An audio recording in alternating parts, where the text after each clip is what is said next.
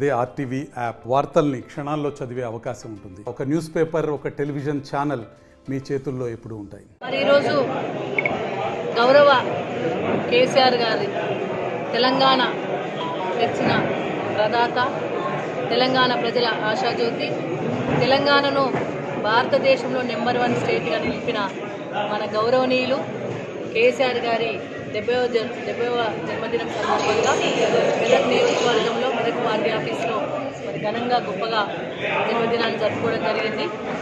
మొన్న నల్గొండ సభ ద్వారా మరొక ఉద్యమానికి తెరలేపిన గౌరవ కేసీఆర్ గారు ఆగే బడో హమ్ ఆప్కే సాథ్ హై, మేమందరం మీ వెంట ఉన్నాం, తెలంగాణ ప్రజలందరం కూడా ఉన్నాం.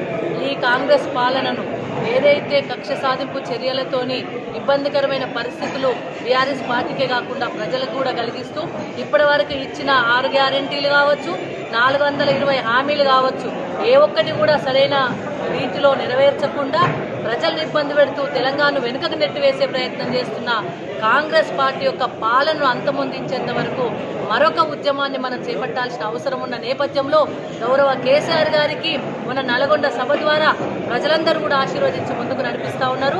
రేపు రాబోయే కాలంలో తప్పకుండా బీఆర్ఎస్ ప్రభుత్వమే వస్తుంది, బీఆర్ఎస్ పాలన కొనసాగుతుంది, ప్రజలందరికీ అండగా ఉండేది ప్రజలే అధిష్టానంగా భావించిన బీఆర్ఎస్ పార్టీ అధికారంలోకి రాబోతుంది. తప్పకుండా రేపు ప్రజలందరూ ఆశీర్వదిస్తారు.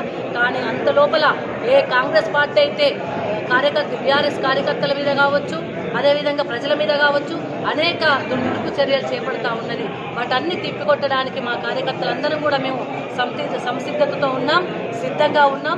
గౌరవ కేసీఆర్ గారి వెంట నడుస్తాం.